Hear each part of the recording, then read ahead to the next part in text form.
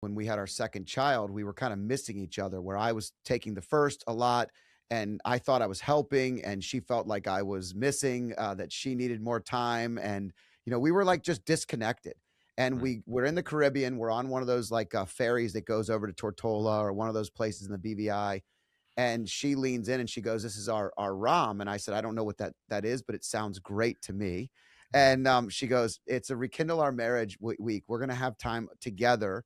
And what's really interesting is, I like most things, something sparks my brain and then I build on it. And so that idea was planted by her and then executed by me throughout our marriage. Every time I started to feel disconnected, I would almost force something like this that included, to your point, an adventure. And to my wife, she's a homebody, so she does not love to travel. Every time we travel, she complains almost to the time we leave. And then we get on the plane and we will have a glass of wine or something, and she'll go, "Oh, I'm so glad we did this. I really needed this." And Mm. it's an adventure just to get her there. And Right. so as you were talking, it was interesting because I'm thinking, wow, Rom might only be working because I'm creating the adventure before we even leave. Just getting her out of the house was half the battle. And Right. but we always do something adventurous. We always do something new. We try new food, whatever it is. We're Mm. creating a new environment, a new, um, new dopamine release, if you will, of something that's new together that we're exploring so that we can continue that adventure in our marriage. And that's, for us, it's 23 years married, almost 28 years together. So you have to do these things. But I love that you're adding the scientific biology and basis behind it, because it is really important to not only do it, but to be able to learn from it and continue to build upon it. Yeah. So, first off, God bless you. It's brilliant that you've done that, and your wife realized this. Let's talk about the science for just a minute. So, the first thing that induces the release of oxytocin, this chemical that helps us bond together, is preceded by dopamine release. Right. I need a dopamine is an arousal response, not in a sexual sense, but it's got to be like something's new in my environment, something's happening. So I need some kind of spark that will induce that dopaminergic response. And then if I'm doing that with another person, then subsequently I get this oxytocin response and they feed back on each other. So now the time together is, in a measurable neurologic sense, much more valuable to me, much more rewarding. Where, again, sitting together on a couch watching TV, fine, but there's no spark, there's no emphasis for the brain to go, oh, I need to actually bond strongly to this person. And that's why that challenge, the pain in the ass of travel is important. And we are twins, Scott. We've just discovered this. My wife's exactly the same. Can't get her out of the house to do anything. But when I get her out, I call her name's Lori. I call her Vacation Lori. I love Yeah. Vacation Lori. Vacation Lori's the best. I miss my that version of my wife all day, every day until we go Right. over there, and I'm like, "This is amazing." And I remind myself often that the very reason, I just told a friend of mine the other day, I said, "The very thing that I loved the most about my wife when we were young is the very thing that sometimes becomes a challenge as we get older, which is her ability to be a mother, a nurturer, loving the home, loving our family. Like, what Right. an amazing thing to have as a blind spot, right? It's not a blind spot for all the things that it's great in. It's only a blind spot when we need to reconnect. And so what's great is that trust that comes in to trusting each other to separate and to get out of it. And I find it to be so funny because I genuinely have to. I can do sales all day long. I can walk through and build something from the ground up, build energy. But man, Right. selling my wife on a trip is sometimes the most challenging. Hey, do you want to go to Sardinia? Sounds Right. amazing to me. I've been dropping hints in Instagram. Like, I'm just building the mentality so that when I finally bring us over, she's Right. going to say, "Oh, this was amazing. I definitely needed this." Yeah, and so let's talk about the science of that just a little bit, because you made a key point here, and I just want to expand it, if I may. Please. Valuable relationships have friction in them. We think we should all be, quote, soulmates and we're just aligned in everything. That's actually not good at all. You actually want some friction. You want some difference.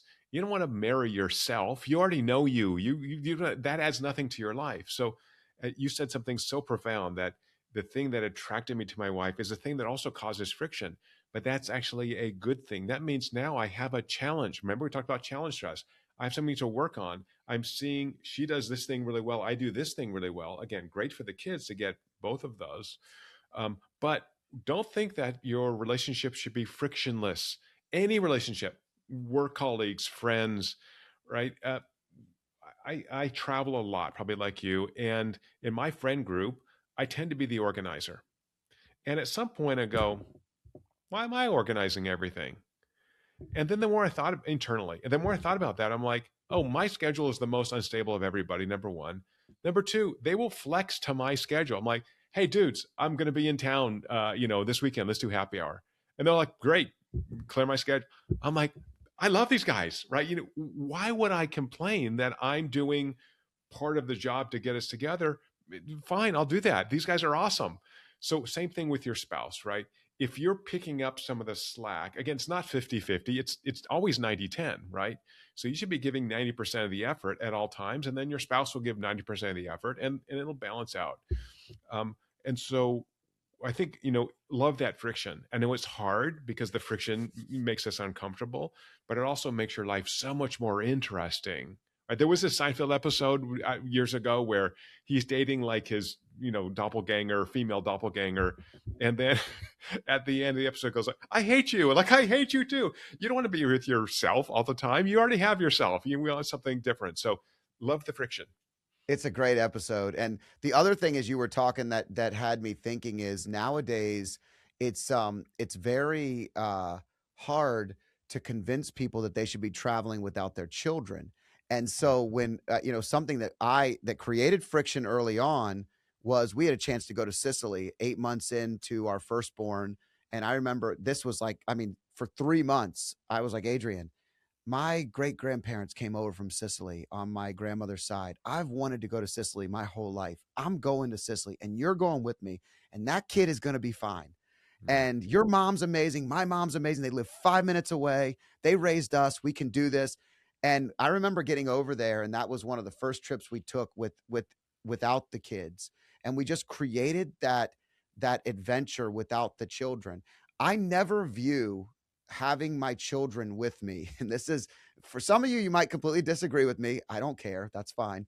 But it's not a vacation if I'm in dad mode and I am protecting, providing, organizing. I love having everybody there. But to me, a vacation is when my wife and I are going somewhere different or we're with friends and we're separating and I'm one of the group versus being the leader and the owner of all the things.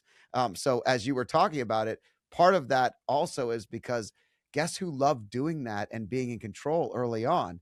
Me, just like you like to control those things, and you realize like all of a sudden you start getting older and you're like, man, I wish someone else would pay a couple of the bills or plan a couple of the trips, and you find a friend that's like that and you're like, man, this is the greatest thing in the world because you really admire it. But those are some of the things that I think of when we talk about that friction.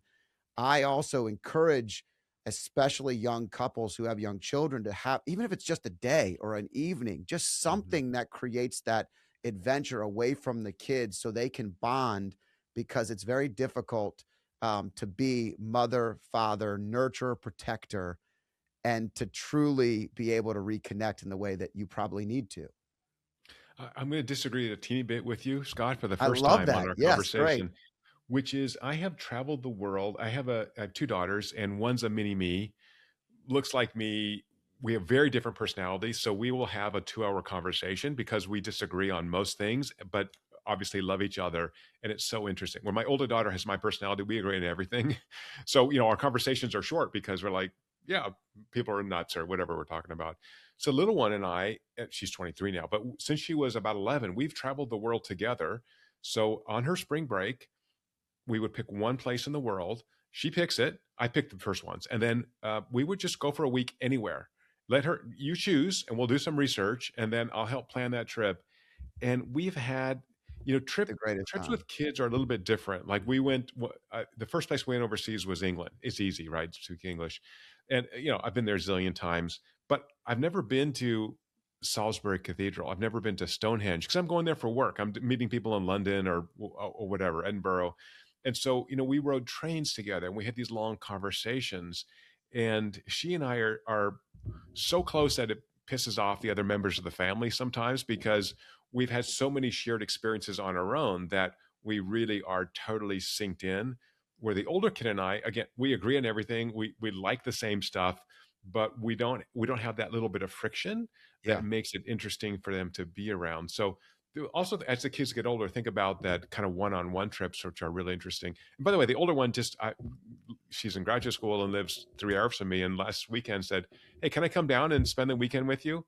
Oh yes, please do that. You can't say that that as she's 26. I'm like, I would.